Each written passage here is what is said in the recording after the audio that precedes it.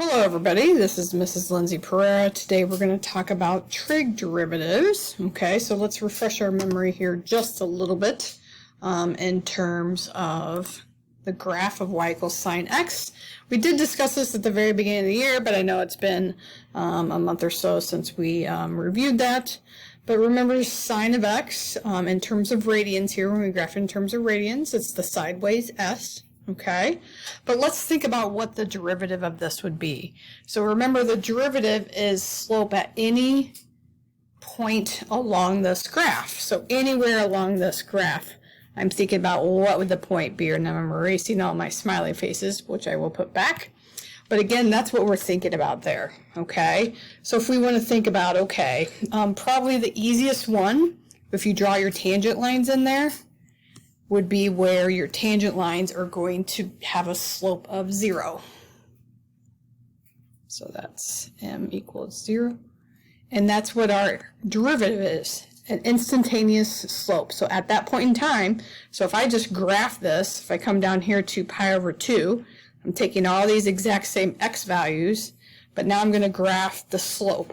So the slope would there be 0, the slope here would be 0, and then again, we'd have it over here as well. So those tangent lines would have slope of 0. So let's kind of keep going through this and think about, okay, what would the slope be here?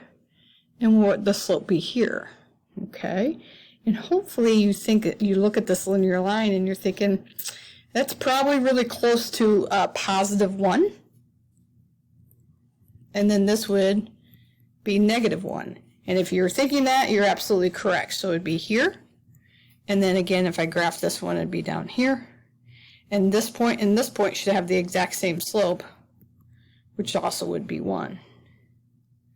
All right, let's fill this guy in. And again, it would be the exact same thing over here. So here I'd have a slope, negative 1, positive 1, so I can continue along. And as you're drawing this, hopefully you're realizing, oh, that's the cosine function. So the derivative of sine is cosine. Okay? So let's try this exact same approach with y equals cosine x. Okay? I want you to start doing this one. Again, might be a good idea to start here. We have all these stars. Look at those points. What kind of slopes are those? Try to transfer that down into your graph at the bottom, and then push play when you are ready to check your answer. Okay, so if you start off here with derivatives of zeros, so I plotted those points that correlate to that. And then again, thinking about what these would be, the slopes here. So this would be a negative 1, and this would be a positive 1. So again, positive 1, negative 1. And then I did the same exact thing going on the other side of the x-axis there, so the negative direction. So hopefully this looks familiar. It's not sine, but it's close, because remember sine goes up first, then down. So it is negative sine x. Okay, so these are our first two derivatives of our trig functions. Trig derivatives, so y equals sine x, the derivative of that is cosine x. Y equals cosine x, the derivative of that is negative sine x. Okay, you will need to know all these. We're going to continue to go through our other trig derivatives. We're going to tackle tangent in a slightly different format than looking at its graph. And then we'll go into the rest of the functions there, okay? So cosecant, secant, and cotangent as well. Okay, so let's find the derivative of tan x using what we know from trig. Well, hopefully you remember that tan x is defined to be sine x over cosine x. Okay, so we're taking the derivative of this. I'm going to use a little bit different notation than what you've seen before. D over dx. This means you're taking the derivative with respect to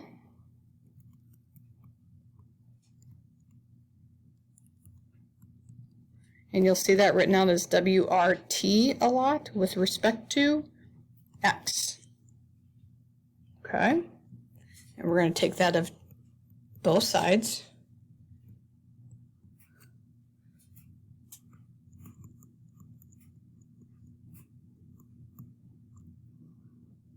So again, this is the goal, what we're trying to find.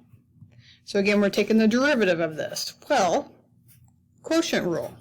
Low D high minus high D low. So low,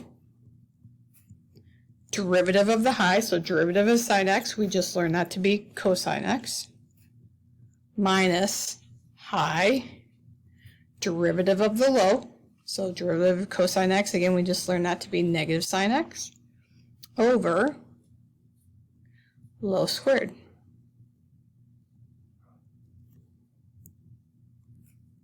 Okay, so let's simplify here just a little bit. We get cosine squared x, a negative times a negative, so that'll be positive sine squared x.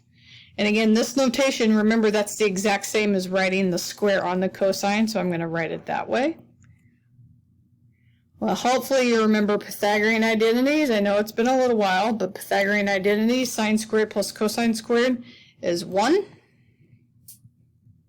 And then 1 over cosine squared is reciprocal function secant squared x.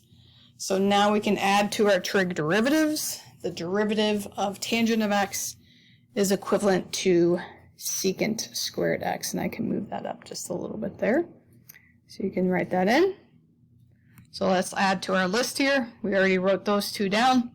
So now we know the derivative of tangent of x is secant squared x.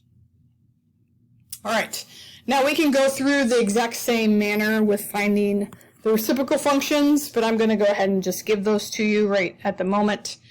So here are the remaining trig functions, and again, you need to know these. So the derivative of cosecant of x is negative cosecant x times cotangent x. Derivative of secant x is secant x times tangent of x. And the derivative of cotangent x is negative cosecant squared x. Okay, so again, make sure that you're working on learning those as we get closer and closer to the end of the unit here. Okay, so let's actually try a few of our finding derivatives here using only trig functions. But again, we can't forget about all our different rules too. We used quotient rule, okay? So we can't forget about all the other ones that we've used too as we're going through this process and finding the derivatives of our trig functions. So in this case here, we're going to have product rule because we have g of x equals x squared times sine of x. So again, you got a first term times the second term, so that's product rule. So again, when we take the derivative here, first times derivative of sine x, and again, if you need to refer to your list, but again, this is going to be cosine x plus second times the derivative of the first. So now we got our power rule. So 2 times the coefficient in front is 2. Decrease your exponent by 1. And again, I'm absolutely fine with leaving your answer like this. Really not much more that we can do to simplify that anyway. Okay, so let's move down and take a look at our second example here. Okay, I want you to try this one on your own for a moment.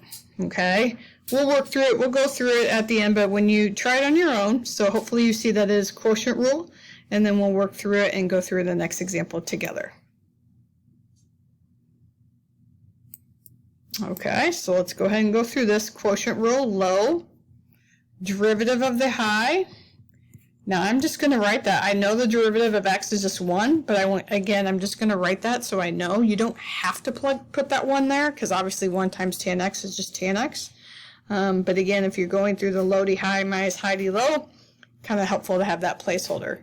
So now we got high, derivative of tan x, which we just found a little bit ago, secant squared x, all over low squared. And again, a-okay with just leaving your answer like this. You don't necessarily need to simplify it at this point in time. And our last one, find the derivative. Okay, and I'm going to make these parentheses just a little bit big here. Should really be around the entire quotient there. So hopefully you see we have a few different things going on here. So we have a first term times a second term, so we got product rule, but that second term is going to be quotient rule. So we got first times the derivative of this whole thing. So to find the derivative of this quotient, you got to do low d high, low derivative of the high, so we've got this to be 2x plus derivative of sine is cosine x. So low d high plus high d low, derivative of low, so again that's just 1 all over low squared. Okay, so that's the first part there, right? So first derivative of the second plus, and I'm running out of room, so I'll just continue on the next line there. Second times derivative of the first. Derivative of the first, again, power rule, so 3 times x decrease 3 times 1, sorry, is 3, and then decrease your exponent by 1. Okay, and I apologize. Product rule. And actually we're good. I thought I had my sign wrong, but I am good. Okay, so again, still using all of our other rules that we've learned when we're talking about derivatives, but now we're applying them to trig functions. Okay, so this concludes our notes on trig derivatives.